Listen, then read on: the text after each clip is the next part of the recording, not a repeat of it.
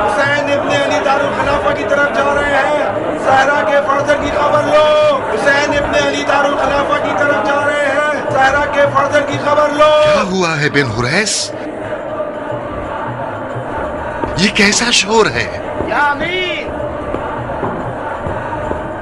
یا امیر، یہ ان کوفہ والوں کا شور ہے جو حسین کا استقبال کرنے کے لیے آئے ہیں۔ حسین کوفہ پہنچ گئے ہیں، اس وقت دارالحکومت کی طرف آ رہے ہیں۔ محل کا دروازہ بند کر دو، کسی بھی قیمت پر حسین کو دارالحکومت میں داخل نہیں ہونا چاہیے۔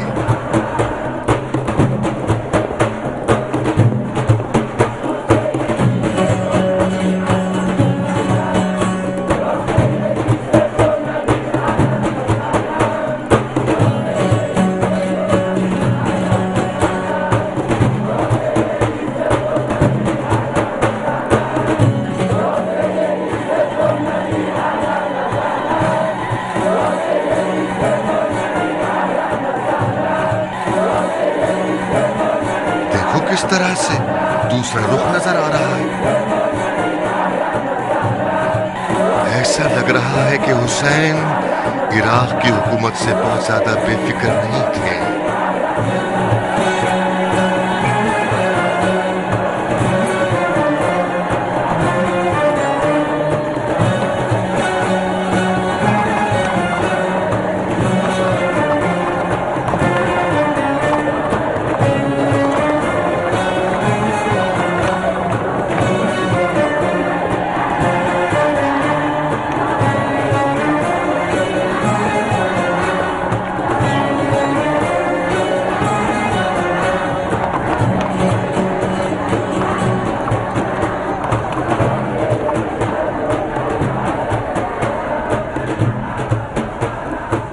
محل کا دروازہ کھولو، دروازہ کیوں نہیں کھولتے؟ دروازہ کس کے لیے کھولا جائے؟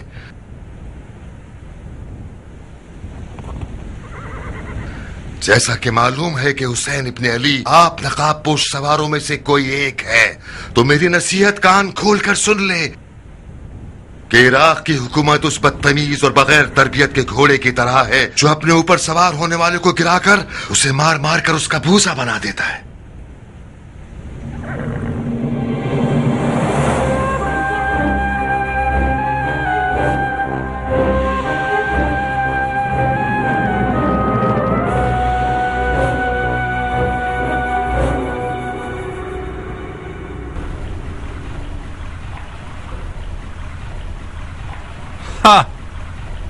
آپ کا منہ کیوں کھلا رہ گیا؟ کیا میرے سینگ ہیں یا دم؟ نہیں نہیں، میری حیرانگی کی وجہ امیر کی تدبیر ہے جو حسین کے لباس میں کوفے میں داخل ہوئے ہیں۔ اور مجھے کیا کرنا چاہیے تھا؟ میں حسین کے علاوہ کسی بھی اور کے لباس میں کوفہ آتا تو میرے ٹکڑے ٹکڑے ہو گئے ہوتے۔ آخر یہ کیسی حکومت ہے نعمان؟ پورا کوفہ حسین کا طالب ہے۔ میرے خیال سے خلیفۃ المسلمین یزید ابن معاویہ ہے نا؟ جو کچھ آپ نے ان کوفیوں سے دیکھا وہ ایک بچکانہ کھیل تھا۔ اگر آپ تالی بجائیں تو صفحہ پھر پلٹ جائے۔ تعجب ہے، تو وہ تالی آپ نے کیوں نہیں بجائی؟ میں اگر تالی بجانے والا ہوتا تو حاکم کوفہ رہتا۔ مسلم ابن عقیل کے چاہنے والوں کا شور شرابہ کیسا ہے؟ تمہاری نظر میں کیا وہ بھی کوئی بچکانہ کھیل ہے؟ کوفے میں شیعہ عقلیت میں ہیں، جب تک یہ لوگ عقلیت میں ہیں خطرناک نہیں ہیں۔ یہ حکومت کرنے کا انداز کس پاگل مفکر کا تجزیہ ہے؟ ہاں، میں نے حکومت کرنے کا یہ طریقہ گزر جانے والے خلیفہ سے سیکھا ہے۔ معاویہ مر چکا ہے۔ مر چکا ہے؟ ہاں، جیسا کہ نظر آ رہا ہے اس کا طرز حکومت بھی اسی کے ساتھ دفن ہو چکا ہے۔ تمہیں مسلم بن عقیل کے ارادوں کی خبر تھی اور خلیفہ کے کہنے کے مطابق اس کو اور اس کے ساتھیوں کو تم نے آزادی کا موقع فراہم کیا ہے۔ اس بے توجہی کا نتیجہ یہ ہوا کہ وہ مسلط میرے ہاتھ سے نکل گئی ہے اور فی الحال آپ اس پر سوار ہیں۔ خلیفہ نوجوان ہے اور ہم جیسے بوڑھوں کو پسند نہیں کرتا، اور پھر آپ نوجوان لوگ خلیفہ کی زیادہ مدد کر سکتے ہیں۔ ہاں، بہت خوب بڈھے سیاستدان۔ مسلم کہاں ہے؟ میں نے سنا ہے کہ کوفے کے اطراف کے قبیلوں سے بیعت طلب کرنے کے لیے کوفہ سے باہر نکلا ہے. سنا ہے اس نے. تم کوفے کے حاکم تھے, تمہیں دیکھنا چاہیے تھا. اسی وجہ سے کوفے کی حکومت آپ کے حوالے کر رہا ہوں. میں سنتا ہوں اور آپ دیکھنے پر قدرت رکھتے ہیں. واقعی؟ مذاق تو نہیں کر رہے آپ؟ بالکل نہیں, یہ بات میرا دل جانتا ہے. اور پھر جو آپ حسین کے لباس میں کوفے میں داخل ہوئے ہیں, یہی آپ کی عقل مندی اور ہوشیاری کی بہت بڑی دلیل ہے. کوفہ ہمیشہ سے رند لوگوں کے آگے جھکا رہا ہے, اور بے شک آپ کی سیاست انتہائی رشک آور ہے. میں بیجا تعریف اور خوشامد کو پسند نہیں کرتا نعمان. مجھے شک نہیں ہے کہ تم خلیفہ کے وفادار ہو, مگر کوفہ کے بالکل الٹے حالات نادانیوں کا سبب ہے. مجھے کوفہ پر مسلط ہونے کے لیے باوثوق خبریں چاہیے. محل میں رہیے گا, مجھے مشیر کی ضرورت ہے. جا سکتے ہیں. آپ سے مشورہ کرنے کے لیے میری زبان بیکار ہے. آپ کو مجھ جیسے شخص سے مشورے کرنے کی کوئی ضرورت نہیں ہے. یعنی تم نہیں چاہتے کہ جو بکواس ماحول تم نے بنا رکھا ہے اس کی تلافی میں میری مدد کرو؟ یہ نہیں کہ میں نہیں چاہتا, بلکہ نہیں کر سکتا. کیوں نہیں کر سکتے؟ کیونکہ ایک بےہودہ مشیر سے مشورہ لینا صرف وقت ضائع کرنا اور بےہودگی ہے. ایک معزول حاکم ہونا میری نظر میں زیادہ عزت دار راستہ ہے بنسبت یہ کہ ایک بیکار حاکم رہوں. میں نے چاہا کہ تمہارے حق میں لطف و کرم کر دوں. تمہارا جرم صرف نادانی نہیں ہے, تم پر سازش کرنے والوں کی مدد کرنے کا الزام ہے.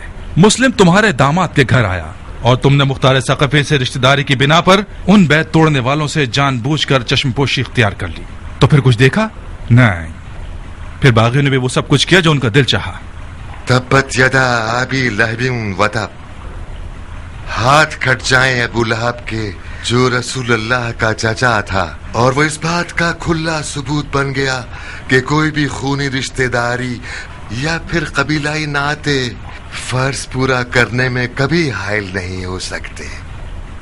جب سنا کہ مسلم مختار کا مہمان بن گیا ہے تو بلا دریغ اسے حاضر کروا کر اس پر اتمام حجت کر دی اور اس سے ہر طرح لا تعلقی کا اظہار کیا, اور کھلم کھلا مسجد کوفہ کے منبر پر اس سے اور یہاں تک کہ اپنی بیٹی سے برات کا اعلان کر دیا.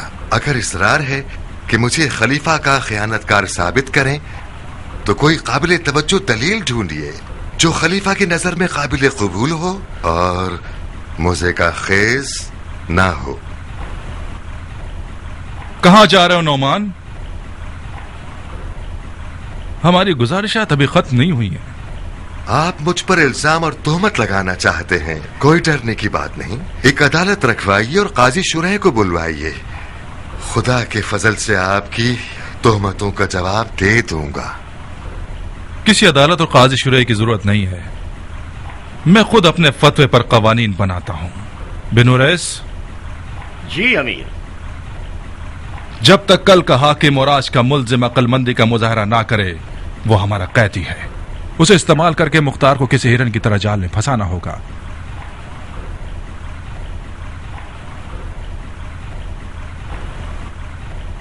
اطاعت حاکم مجھ جیسے فوجی کا کام ہے. یہ وہ سبق ہے جو خدا آپ نے مجھے سکھایا ہے. میں شرمندہ ہوں جناب نعمان. حکم امیر سے آپ میرے قیدی ہیں.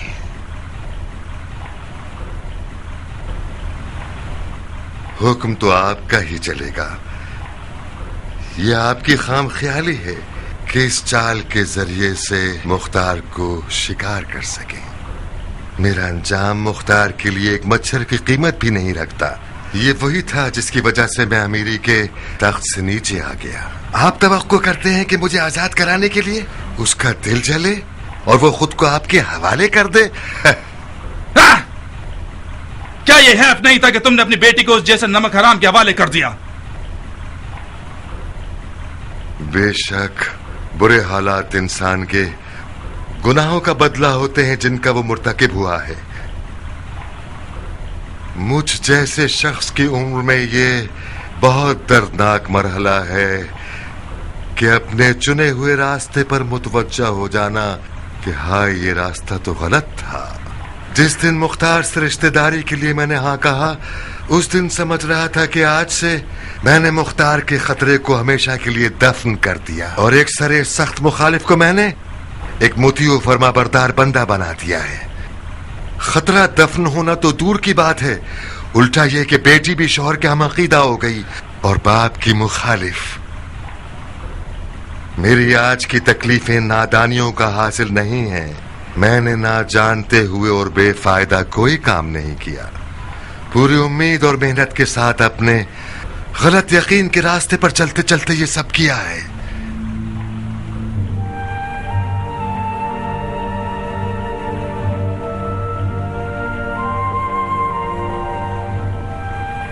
मैं गुलो जंजीर के लिए तैयार हूं बिन हुरैस।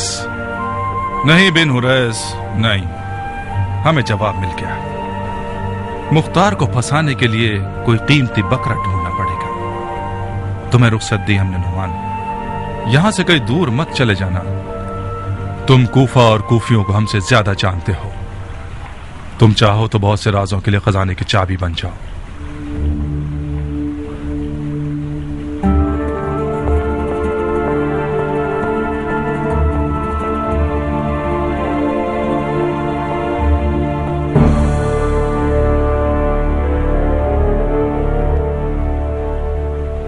नोमान जनाब अमीर की करीमाना माफी का हकदार था।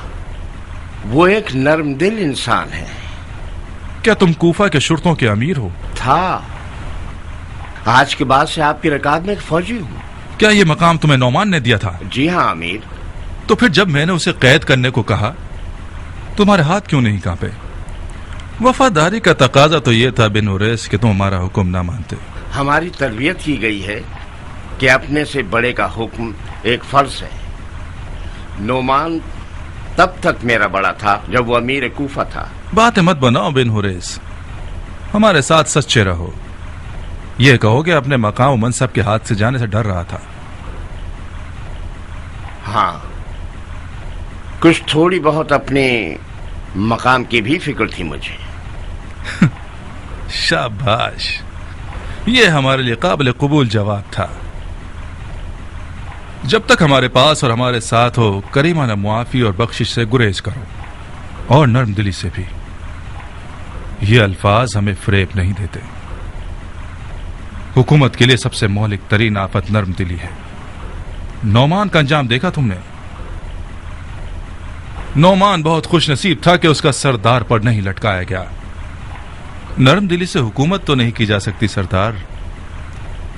एक हाकिम रिंद अपने जज्बात से सौदा करता है, माफी और बख्शिश से नहीं। बिल्कुल आपकी तरह कि आपने एक मुश्किल इम्तिहान में जज्बात का सर कलम कर दिया और सुरखरू हो गए। अच्छा सौदा किया तुमने, मुबारक हो तुम्हें। तुम अपनी जगह बरकरार हो गए बिन हुरैस। तमाम बामनसब बाअसर और कूफा के बुजुर्गान को आज रात खाने पर दावत दे दो, तमाम मुखालफीन समेत। जो हुक्म आपका। उम्र सादात से ना निकले। सुसर ना हुआ, बहनोई हो गया। तुम्हारे बहनोई के हाथों तुम्हारा गला घोंट दूंगा मुख्तार।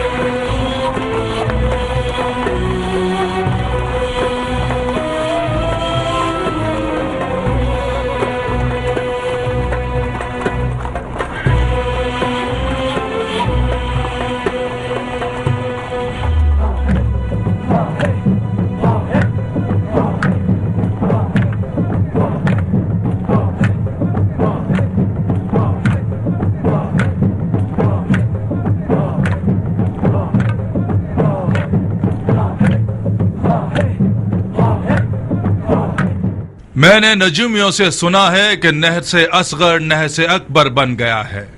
یہ رسول خدا کی وہی پیش گوئی ہے. اذا ظہرت البدع فی امتی، بدعت کا ظہور ہو چکا ہے، ایک ہولناک بدعت. میں اس حسین ابن علی کے فتنے کی منطق نہیں سمجھ پایا، وہ بھی اس خلیفہ کے دور میں جو شاعروں اور ادیبوں کا خاتم ہے اور دین مصطفیٰ کا زیور اور زینت ہے. اگر آپ لوگ بھی کچھ جانتے ہیں تو مجھے آگاہ کیجئے کہ میں جاہل نہ مروں. حسین رسول خدا کا نواسا ہے، اس کی حرمت اپنی جگہ. کیا رسول خدا سے رشتہ داری اور قرابت داری کسی بیعت شکنی کا جواز ہے؟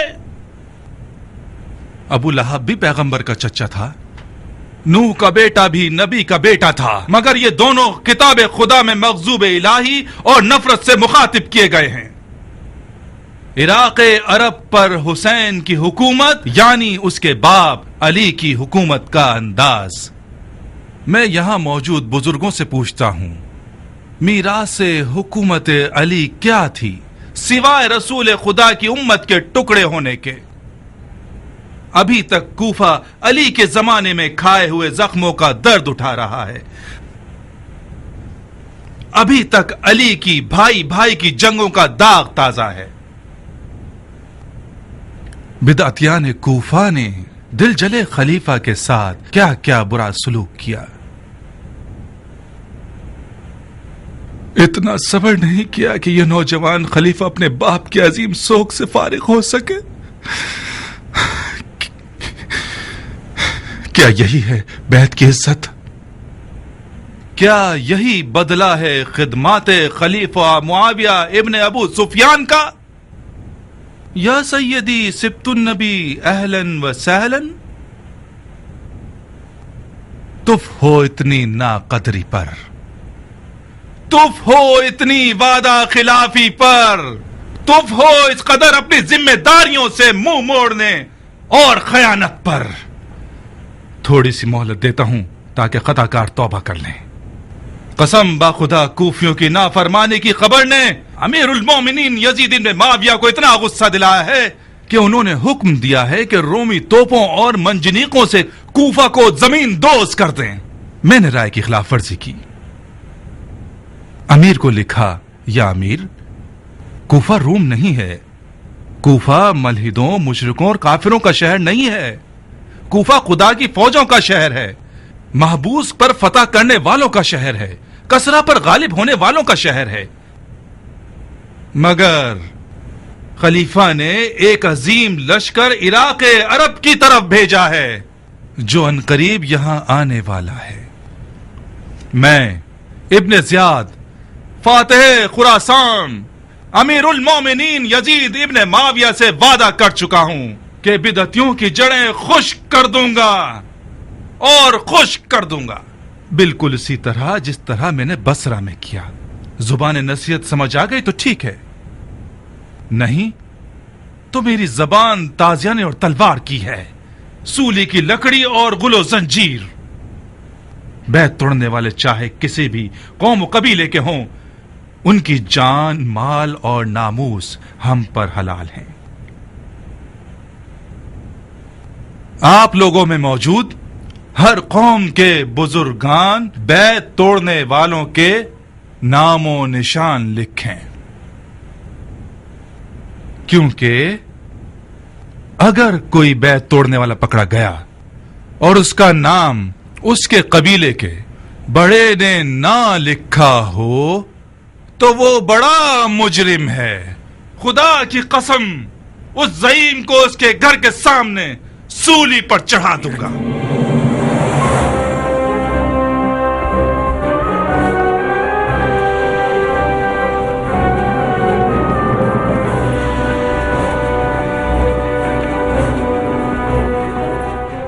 اے کوفہ کے مردہ اور حیرت زدہ لوگوں، اب کون سی مصیبت آ گئی ہے کہ تم لوگوں کے منہ حیرت سے کھلے ہوئے اور تمہاری زبانیں تمہارے منہ میں چپکی ہوئی ہیں؟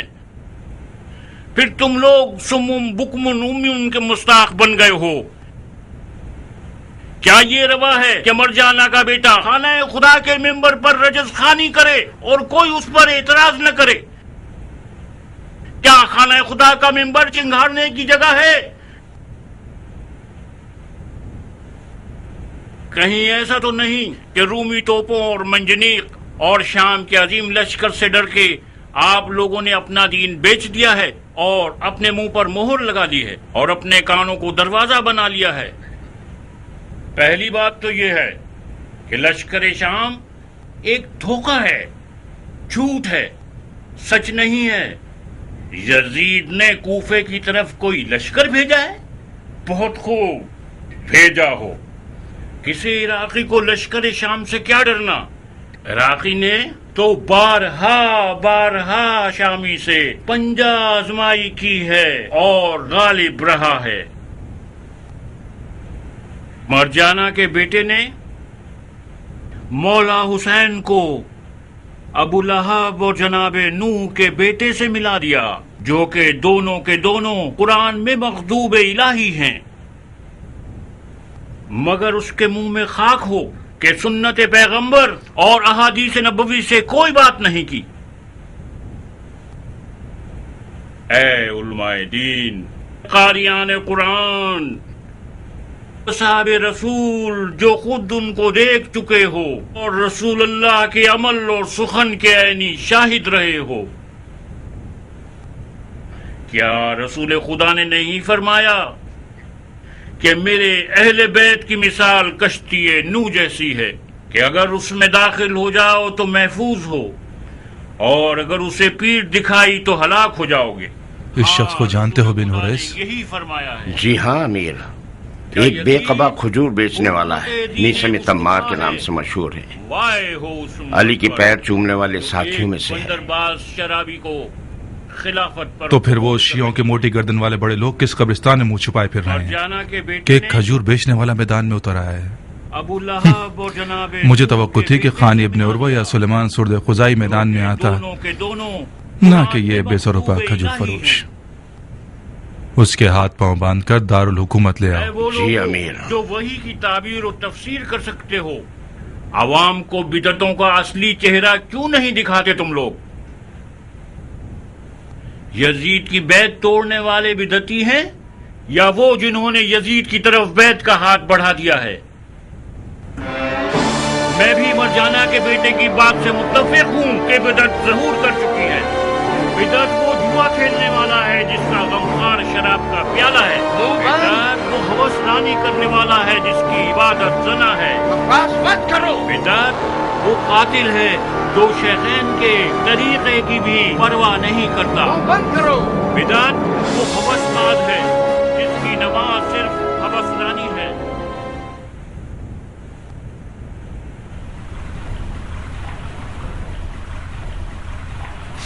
تمام مریدان علی کیا ایسی حلیے کے ہیں؟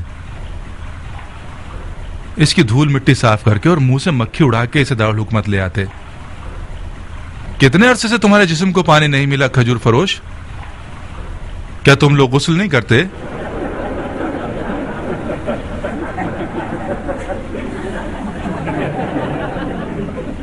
پہلی بات تو یہ کہ خاک پاک کرنے والی چیزوں میں سے ہے اور طہارت کر سکتی ہے۔ دوسری بات یہ کہ مکھی اور مچھر اس جہاں میں میرا خون چوس لیں، یہ کہیں بہتر ہے بنسبت یہ کہ یہ جسم قبر میں سانپ اور بچھو کی خوراک ہو جائے۔ تیسری یہ کہ یہ حرام زادے کی خاصیت ہوتی ہے کہ وہ تحقیر اور تہمت کے سہارے اپنے دشمنوں کو تکلیف دے، ورنہ نہ تو میں خاک آلودہ ہوں اور نہ کوئی مکھی مچھر میرے ساتھ ہے۔ بدتمیز! وہ بہت کمزور ہے امیر، یہ بڈھا ویسے ہی مرنے کے قریب ہے، اس نے اپنی روٹی کھا لی ہے اور کپڑے پھاڑے ہوئے ہیں، اس سے بحث کرنا صرف آپ کو تکلیف دے گا۔ حیف ہے کہ آپ اس جیسے کمزور سے لڑیں۔ اسے ایک دردناک طریقے سے ماروں گا۔ لے جاؤ اس کے حلق سے زبان کھینچ لو اور ایک کھجور کے پیڑ کی ٹہنی پر لٹکا دو تاکہ ساری خلقت اسے منہ کے پانی سے غسل دے۔ لا حول ولا قوت الا باللہ۔ خدا کی قسم میں جانتا تھا کہ تم کیا کرو گے۔ میں نے اپنی موت کی کیفیت بہت پہلے اپنے مولا علی کی زبان مبارک سے سنی تھی۔ علی؟ تم نے علی سے کیا سنا ہے بڈھے؟ میری موت کی داستان۔ مولا علی نے فرمایا تھا، میثم، تم ایک بدکار عورت کے بیٹے کے ہاتھوں قتل کیے جاؤ گے کہ تمہاری زبان کاٹ کر تمہیں اسی درخت پر سولی پر چڑھائے گا جس سے تم روزی کھاتے ہو۔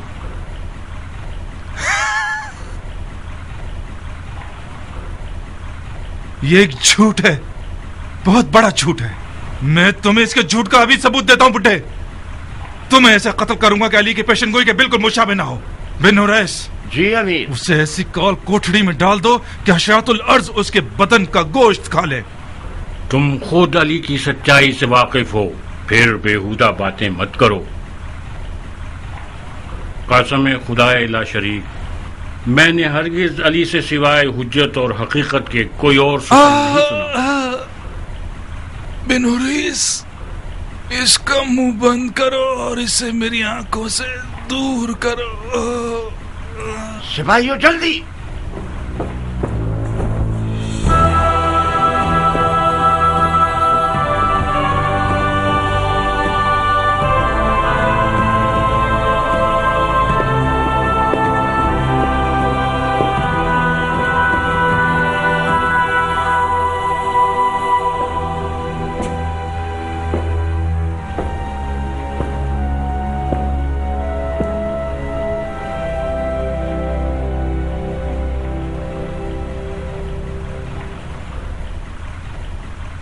رخصت چاہتا ہوں امیر۔ کہاں ابن سعد؟ امیر سے اجازت طلب کر کے میں حکومتی مقام و منصب چھوڑ کر کوئی مناسب کام ڈھونڈنے جا رہا ہوں۔ مثلاً کون سا کام؟ مثلاً کھیتی باڑی، صنعت کاری یا کوئی تجارت۔ چرواہے کا کام بھی برا نہیں ہے۔ جانتے ہو، زیادہ تر نبی مبعوث ہونے سے پہلے چرواہے تھے۔ چرواہے بن جاؤ، شاید تم بھی نبوت پر مبعوث ہو جاؤ۔ میں تو انبیاء کے سلسلے کے ختم ہونے پر اب تک شک کرتا ہوں۔ یہ لوگ اب بھی مرشد اور مرسل چاہتے ہیں جو ان کی ہدایت کرے۔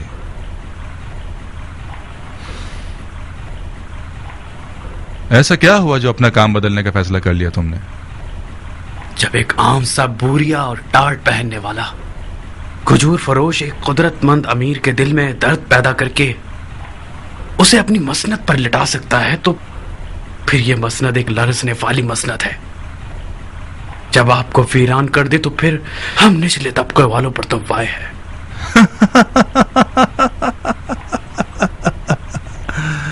اے پسر سعد، یہ تخت ہولناک طوفانوں سے بھی نہیں لرز سکتا اگر اس پر سوار ہونے والا ایک چال باز اور مکار انسان ہو۔ تو پھر آپ کیوں ٹھنڈے پڑ گئے؟ میں نے چاہا مشق کر لوں۔ آؤ۔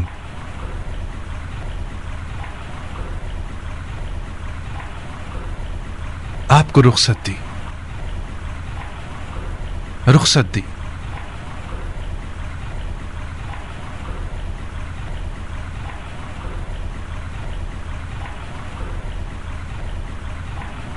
جا سکتے ہیں، جا سکتے ہیں آپ۔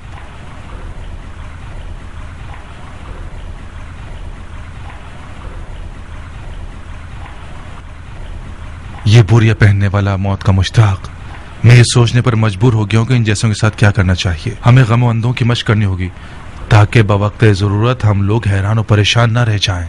کبھی کبھار آنسو کے ایک قطرے سے رعایا کے دلوں کو مسخر کیا جا سکتا ہے۔ اے ابن سعد، حکومت رے کے لیے تیار ہو؟ حکومت رے؟ ہاں، حکومت رے۔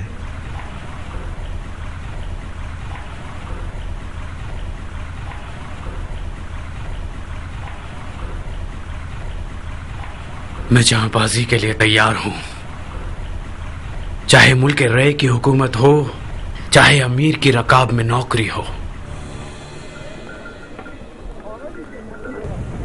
ایران کو ابو عبید نے فتح کیا اور اس کی شہرت سعد ابی وقاص کو مل گئی۔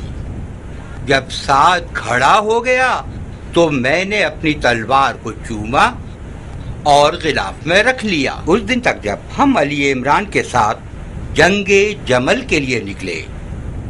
جنگ جمل میں ہم نے مالک اشتر نخی کے ساتھ مل کر لال بالوں والے اونٹ کے ساتھ وہی کام کیا جو ابو عبید ثقفی نے ایرانی ہاتھی کے ساتھ کیا۔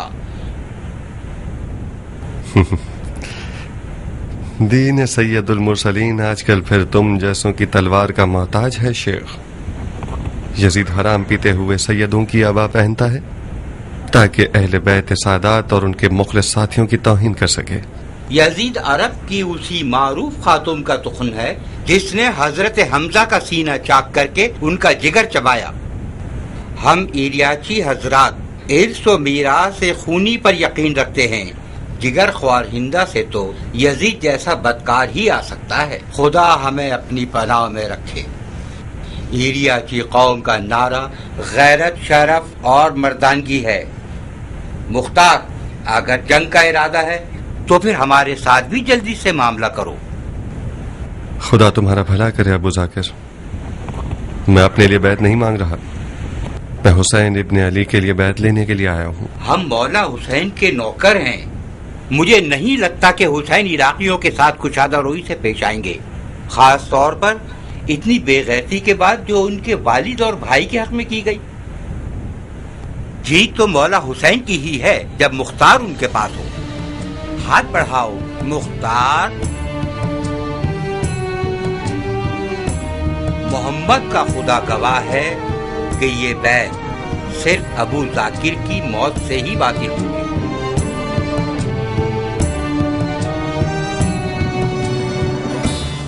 رے پر تسلط حاصل کرنے کے لیے راہیں اتنی بھی ہموار نہیں ہیں۔ رے کوفہ کی طرح ایک بے سکون سرزمین ہے۔ نوجوان خلیفہ کے مخالفین رے میں سر اٹھا کر دہشت گردی کر رہے ہیں۔ تمہیں بہت جلد تقریباً 10,000 عرب جنگجوؤں کے لشکر کو لے کر رے کی جانب نکلنا ہوگا۔ خلیفہ نے میری رائے مانگی، میں نے تمہارا نام لے لیا۔ مجھے خلیفہ کے سامنے شرمندہ مت کروا دینا۔ حکومت رے میری بہت پرانی آرزو رہی ہے، آپ مطمئن رہیے گا، میں اس موقع کو ہاتھ سے نہیں جانے دوں گا۔ تو پھر کام شروع کر دو۔ لشکریوں کے خرچے میرے ذمے اور لشکر تیار کرنا تمہارے ذمے۔ کوفہ کے تمام متحد اور موافق قبیلوں سے بات کرو، ان کے تلوار بازوں کو جہاد کی دعوت دو، ان کے واجبات اور سرکاری ادائیگیوں کے بارے میں کوئی بھی بات مت کرنا۔ کیا سوچ رہے ہو عمر؟ مختار ثقفی کے بارے میں۔ وہ ایک مشکل رقیب ہے اور قبائل کے درمیان اثر و نفوذ رکھتا ہے، ڈر ہے ہمارے تمام منصوبے خراب نہ کر دے۔ مختار تمہارا بہنوئی ہے؟ کاش نہ ہوتا، میں اس کے سر کو اس کے تن پر نہیں دیکھنا چاہتا۔ اس کا سر تن سے جدا کر دو۔ یعنی مختار کو مار دوں؟ حکومت رے کے بدلے کیسا رہے گا؟ مختار کو مارنا ایک دشوار کام ہے۔ اپنے عیال سے ڈر رہے ہو یا اس کی بے شرمی سے؟ اپنی جان کے بارے میں ڈر رہا ہوں۔ مختار کے فدائی بہت سے لوگ ہیں، بلا شک اس کے قاتل کا قصاص لیں گے۔ تم اس کا الزام میرے سر پر ڈال سکتے ہو؟ مصر ہے کہ مختار مارا جائے۔ مختار کے زندہ رہنے سے کوفے کا ہنگامہ تھمنے والا نہیں، مگر یہ زبردستی نہیں کہ تم اسے مارو۔ اگر مختار کے ہوتے ہوئے تم لشکر بنا سکتے ہو تو کوئی مسئلہ نہیں، گھوڑا اور میدان سامنے ہے۔ جاؤ دیکھتے ہیں کیا کرتے ہو تم۔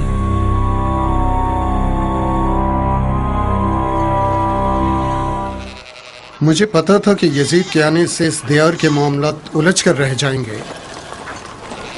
معاویہ نے 100 سال کی جتنی محنت کی ہے کہ ان وراثتوں کو ادھر سے ادھر کرے، اسے سارے حربے آتے تھے، اس نے اپنے منہ کے نوالی کو چبا کر ایسے یزید کے منہ میں ڈال دیا ہے کہ وہ بآسانی اسے چبا لے۔ اس کا گلا دبا دیں گے ابو الحدید، کچھ ایسا کریں کہ یہ لقمہ اس کے گلے کا پھندا بن جائے۔ کس ترکیب سے ابو اسحاق، کس ترکیب سے؟ حجاز سے لے کر فارس کے خراسان تک یزید کے قبضے میں ہیں، ان کوفیوں کے بھوکنے کی مدد سے جو ایک گوشت کے ٹکڑے سے چھپ ہو جاتے ہیں۔ تم ان کے ساتھ مل کر چاہتے ہو کہ اس سلطان کو شکست دو جو آدھے عالم خاکی پر خدائی کر رہا ہے؟ اس کا مطلب ہے میں غلط جگہ آ گیا ہوں۔ جس ابو الحدید کو میں جانتا تھا वो तवक्कल का पहाड़ था और नाउमीदी उसके लिए कुफ्र थी। क्या करूं मगफूर बाप के बेटे? क्या मुक्के मारूं सिल पर? मारो। तुम्हारा मुक्का बट्टे का काम करेगा कि शायद इसी तरह तुम मैदान में उतराओ जैसे मौला अली के पास कभी खिदमत में रहा करते थे। मैं भूल नहीं सकता कि तुम किस तरह जंगे सिपाही में शामी सिपाहियों पर हमला करते थे और दुश्मन को कीड़े मकोड़ों की तरह रौंदते चले जाते थे। इतने सारे जहाद का अंजाम क्या हुआ?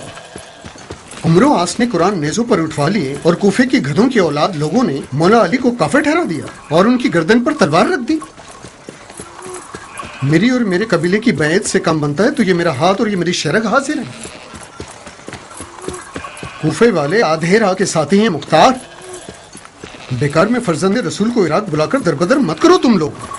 मैं मौला हुसैन की कूफा आमद से मुवाफिक नहीं था अबल हदीद, मगर मेरी मुखालफत से कुछ नहीं हुआ। मौला हुसैन कूफे का आज़म कर चुके हैं।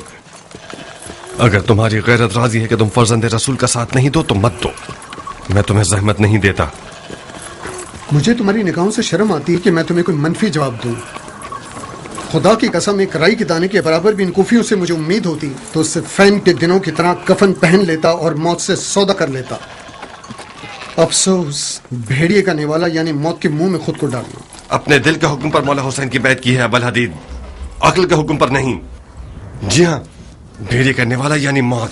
कूफे वाले गधे की औलाद हैं, आधे रास्ते के साथी हैं, वादों में बेवफा हैं, मगर तुम्हें क्या? तुम वाकिफ हो कि मौला हुसैन बरहक हैं या नहीं? मैं मौला हुसैन की हक्कानियत का मुनकिर नहीं हूँ अबू इसाक। बहुत खूब। बरोज़े हशर अगर तुमसे पूछा जाए कि हुज्जत हक का साथ क्यों नहीं दिया था तो क्या यही जवाब दोगे जो तुमने मुझे दिया है?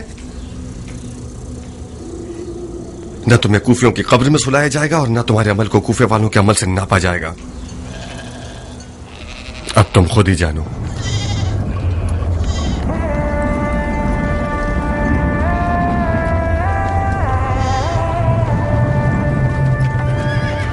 रुको अबू इसाक।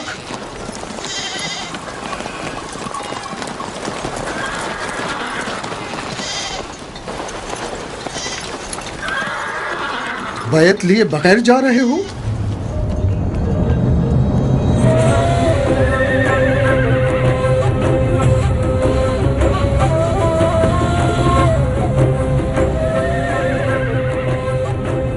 मैं तुम्हारा मशकूर हूं अबू इसाक, मशकूर हूं। तुम सही मौके पर मेरी मदद को पहुंच गए। बहुत बुरी तरह मैं अपने आप में एक जंग में गिरफ्तार था।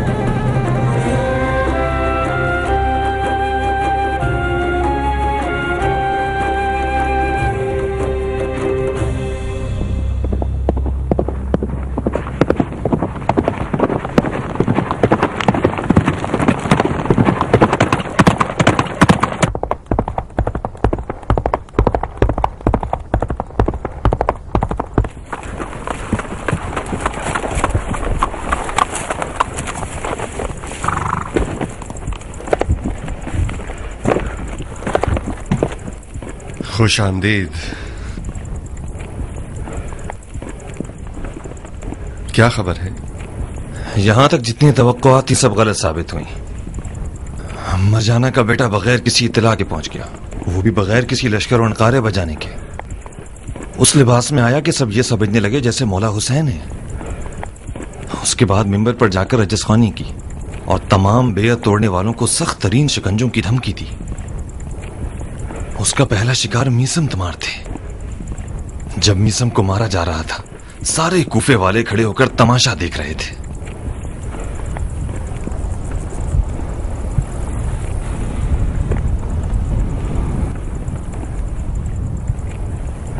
इब्न ज़ियाद ने जहालत को कूफियों का डर समझ लिया है। वो बगैर लश्कर के इसलिए आया है ताकि कूफा वालों को उन्हीं के हाथों से फतह करे। सादा लो दोस्तों से कहो कि खुदा रा कूफे वालों की बातों पर कान न धरें। मीसम तम्मार का कैद होना इस बात का गवाह है कि कूफे वाले सिर्फ हांडी के चमचे हैं। तुमने क्या किया अबू इसहाक? वही जो मुझे करना चाहिए था। यहाँ के देहातियों का एक एक बाल करोड़ों बेवफा कूफियों से ज्यादा कदर कीमत रखता है। उम्र साद को हुक्म दिया है कि एक लश्कर तैयार करे रे पर हुकूमत करने के लिए। रे पर या कूफे पर? जाहिरन तो रे का ढंडूरा पीटा जा रहा है, मगर पर्दे के पीछे असल में तुम्हारा गुमान ठीक है। इब्ने मरजाना ने उम्र साद को हुकूमत रे के वसवसे से फरेब दिया है। سر انجام حکومت رے کا خواب و خیال اس آدمی کو پاگل بنا دے گا. جناب مسلم کا تو کہیں پتہ نہیں ملا نا اسے؟ ابھی تک تو نہیں، مگر کچھ دیر نہیں لگے گی ابو اسحاق. ابن مرجانہ ذرا سا قدم جما لے، جناب مسلم کا بھی سراغ لگا لے گا. بعید لگتا ہے کہ ابن مرجانہ نے اس بات پہ یقین کیا ہو کہ جناب مسلم کوفہ میں نہیں ہے. کیسے؟ کیسے کا جواب تو میرے پاس بھی نہیں ہے، مگر ایسا احتمال ہے کہ اس سے غافل نہیں ہونا چاہیے. کیان اپنے دوستوں اور ساتھیوں کو یہ پیغام پہنچا دو کہ جناب مسلم کا بہت دھیان رکھیں. ابن مرجانہ مکاری کا خدا ہے. یہ جو لباس حسین پہن کر کوفہ میں گھسا ہے، یہ ایسی چال تھی جو کسی کے گمان میں نہیں ہوگی. ممکن ہے اس کے جاسوس ہمارے اپنوں کے لباس میں ہمارے حلقے میں گھس آئیں. کہو کہ جناب مسلم کی اقامت گاہ کو تبدیل کرتے رہیں. جناب مسلم کو کسی بھی گھر میں زیادہ لمبے عرصے نہیں رہنا چاہیے.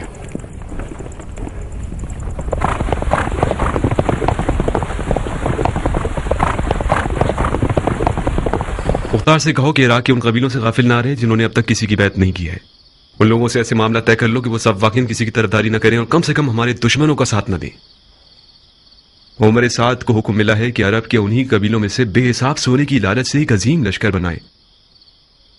الیاتی لوگ ممکن ہے دین کے معاملے میں سست و کاہل ہوں، مگر الیاتی رسم و رواج کے معاملے میں نہایت مضبوط لوگ ہیں.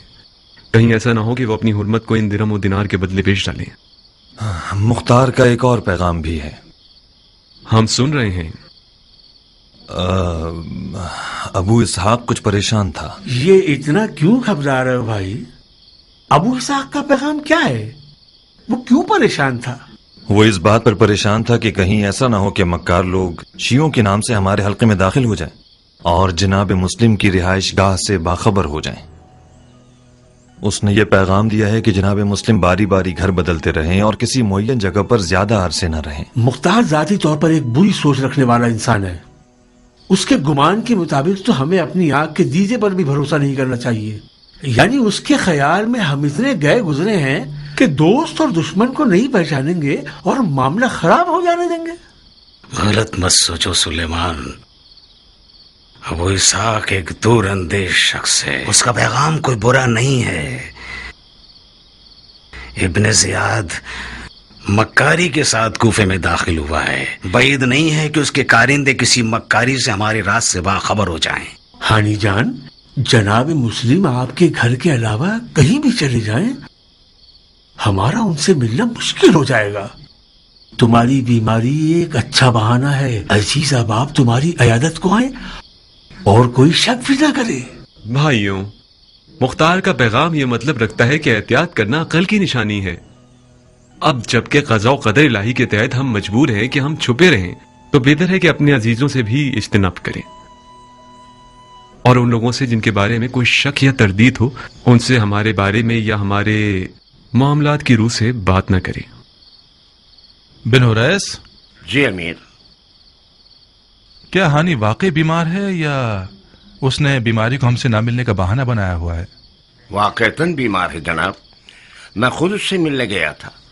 وہ بخار کی سوزش سے جل رہا تھا. تعجب ہے.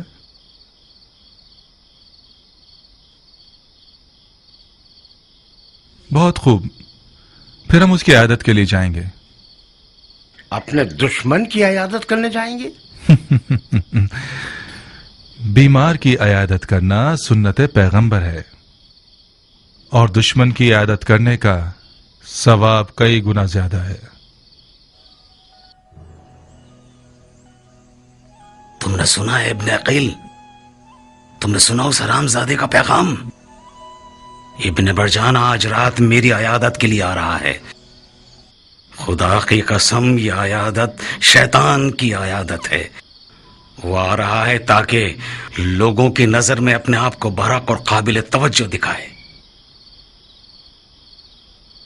یہ ایک اچھا موقع ہے کہ ہم اس کے شر کو ختم کر دیں. کوفے کی راہ مولا حسین کے لیے ہموار کرتے ہیں.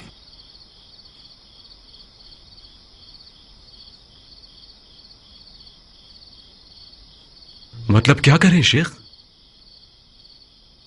حالانکہ اگر وہ میرے گھر میں مارا گیا تو ساری بات میری گردن پر آ جائے گی کہ مہمان کو عرب نے مار دیا، مگر میری تمام عزت و آبرو میرے مولا حسین پر قربان، آپ ابن مرجانہ کو مار دیں گے؟ مگر کیسے شیخ؟ اپنی تلوار کو آمادہ رکھ کر اسی زیر زمین کمرے میں چھپ جائیں، جب میں پانی طلب کروں تو باہر آ کر ایک کاری ضربت سے اس کا کام تمام کر دیں۔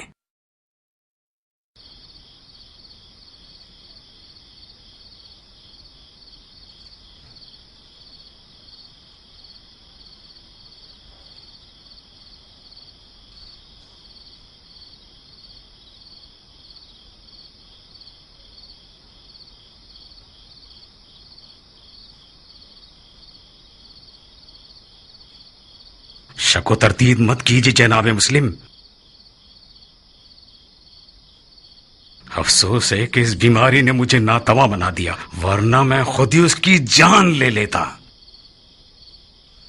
اس مکاریوں کی جڑ کا زندہ رہنا یعنی انہی بازیوں کا دوبارہ دہرائے جانا جنہوں نے جنگ کے صفین میں مولا علی کی کمر توڑ دی تھی، یعنی ہماری حکومت حق کو برپا کرنے میں ناکامی۔ خدا کی قسم ابن مرجانہ کوفہ آیا ہی اسی لیے کہ کوفے کو مقتل حسین بنا دے۔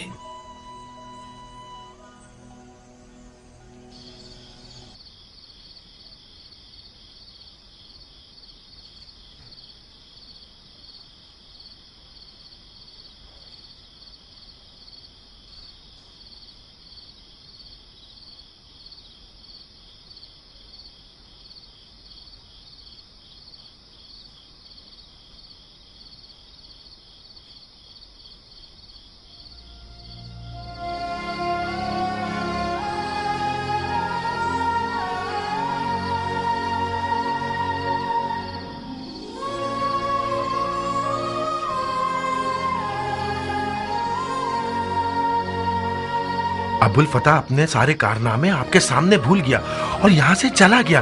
اس کے دانت اس طرح لرز رہے تھے کہ میں ڈر رہا تھا کہ ٹوٹ نہ جائیں۔ ہانی جان، اگر ابھی سویا ہے تو اسے مت جگاؤ۔ اس نے خود ضد کی تھی کہ جب آپ تشریف لے آئے تو اسے جگا دوں۔ ہانی اٹھو، جناب امیر آئے ہیں۔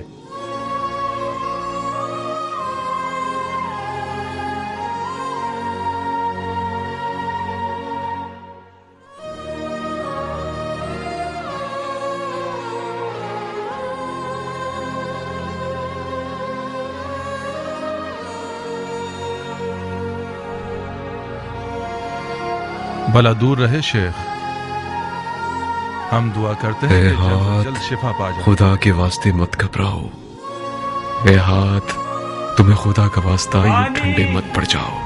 پانی، کچھ پانی لا دو مجھے ابا سرت۔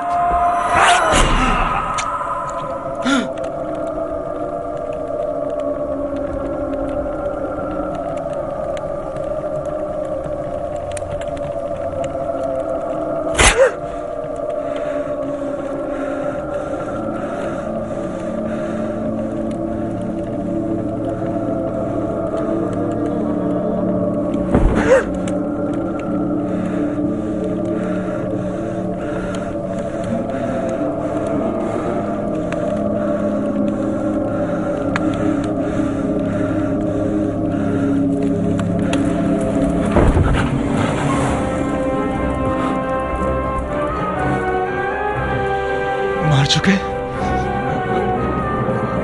شرم کرو،